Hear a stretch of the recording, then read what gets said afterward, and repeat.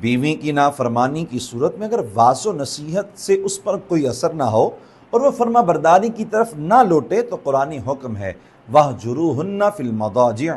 انہیں خواب گاہوں میں تنہا چھوڑ دو، ان سے بستر الگ کر لو۔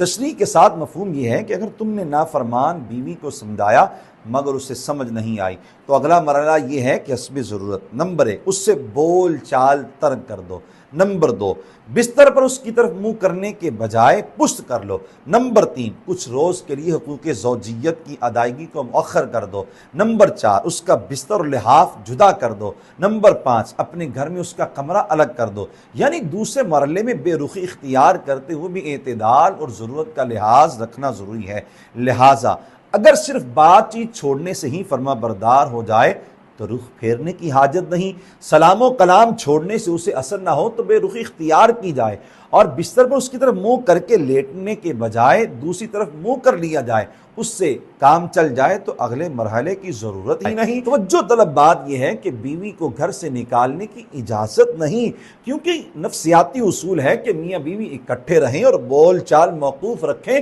تو باہمی محبت اپنی غلطی چھوڑنے اور بہتری کی طرف جانے کا ذریعہ بنتی ہے، جبکہ گھر سے نکال دیا جائے تو تنہائی سے وحشت و اضطراب بھی ہوگا اور شیطان بھی وسوسوں کے ذریعے فساد ڈالنے کی کوشش کرے گا۔